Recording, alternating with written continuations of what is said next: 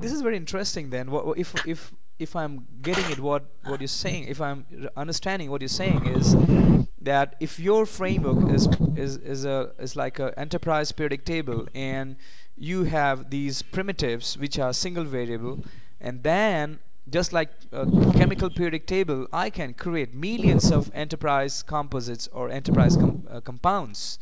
And if that is true, that would mean that the various stuff in the disguise or with the label called framework which exists today, whether it is FIAF or DUDAF or TUGAF, whatever, that means I can create all the composite artifacts what these framework support. I should be able to create from the primitives of your framework, and that would mean that these frameworks are helping me to create only a small subset of the total enterprise artifact. Is that correct? Absolutely correct. I mean, they will create, and it may be very helpful to create a set of composite artifacts, but that's a small set because you can create an infinite number of composite artifacts from my framework ontological construct. Okay. So I mean, well, once again, it may be very useful for whatever you're trying to do. The question is, are the artifacts that you're creating solving an enterprise problem? And if they're solving an enterprise problem, then that's really good. Right. Okay. However, that's one problem. You could solve an infinite number of problems in the enterprise if you had the ontological construct represented by my framework. Well, wait a minute. I need to say another thing. I never said stop the music for 15 or 20 years and populate all the cells. You don't have to populate all the cells, but you need to have the components in the cells that are significant to addressing whatever issue you need to address. So you don't have to have the whole framework populated. Right. You can work with a subset and populate incrementally and iteratively over long periods of time, and that's basically what every enterprise should do. If they had a substantial population of many of the framework ontological classes or cells of the framework, it would give them infinite capability to dynamically create any composite implementation that they want. This is very interesting, John, and it's very different than what I would have thought about your framework. So what you're saying is that your framework primitives like chemical periodic table, right? And I can now generate infinite number of composites. And these composites can be generated on the fly to address some specific problem.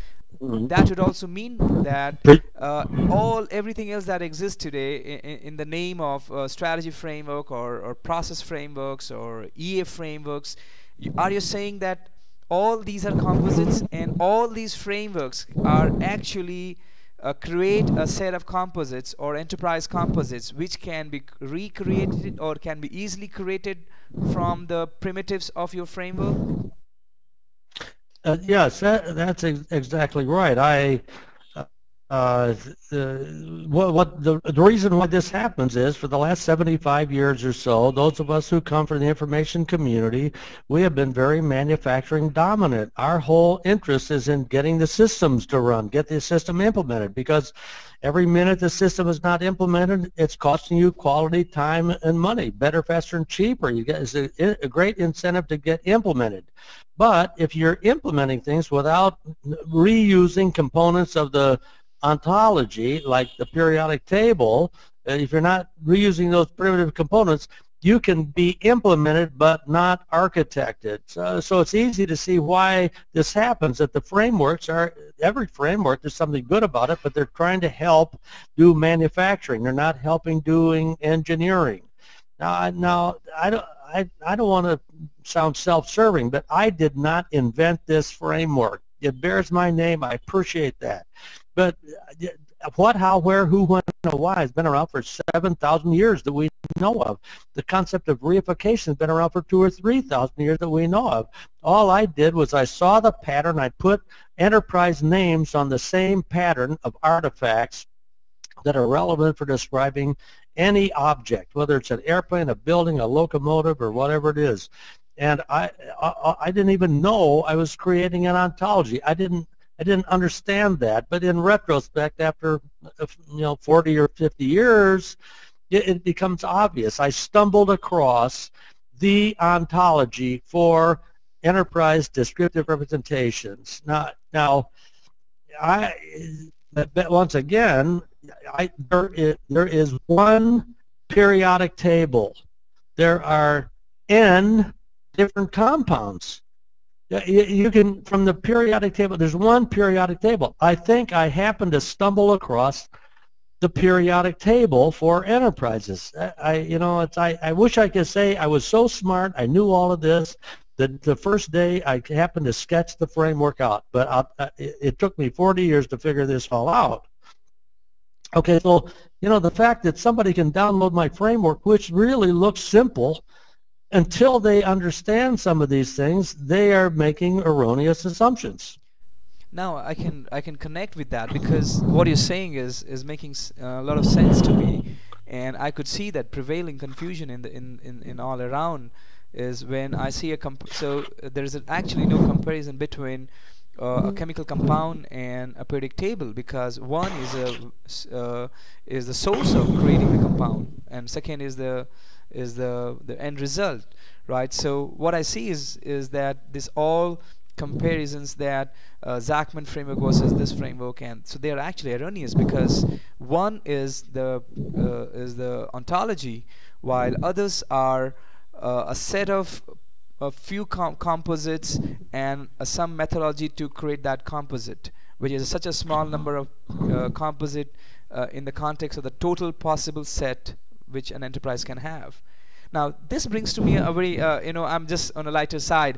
I read an article sometime back. You had an interview with Roger Session, which is widely read, because you're not in your contents are not in a public domain very often. So, but I think that's an interesting article, and there were some good questions and answers.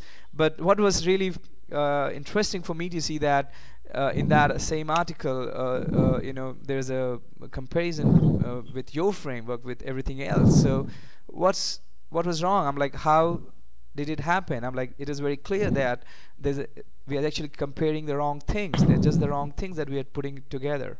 How did that happen, John? Well, Roger Sessions is a good friend of mine. I know Roger, and he wanted to publish an interview of me in the newsletter. I think it's the Object Watch newsletter. And I said, fine, I'd be delighted to have an interview. So Roger wrote me a note with all the questions, and I'll tell you, they were really good questions. I thought they were thoughtful. They were really good questions, and I really liked the questions. And then I wrote all the answers, and I really liked the answers too. So actually, the interview was really a good interview.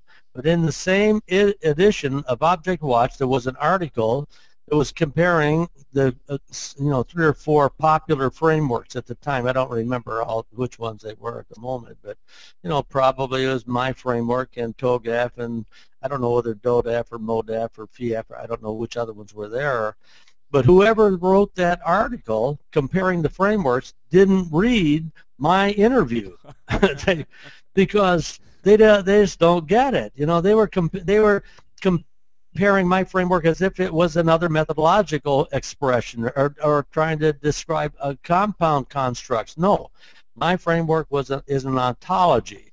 Okay, so you can't say which do you like better, my framework or TOGAF, or my framework and XYZ app. That's not a valid question, because they are not comparable. So they're two completely different things. So that I don't know who wrote that other article, but it was I thought it was a little funny, because whoever wrote that didn't read the interview, because I addressed most of those issues in the interview that Roger sent me, which I thought was a good interview.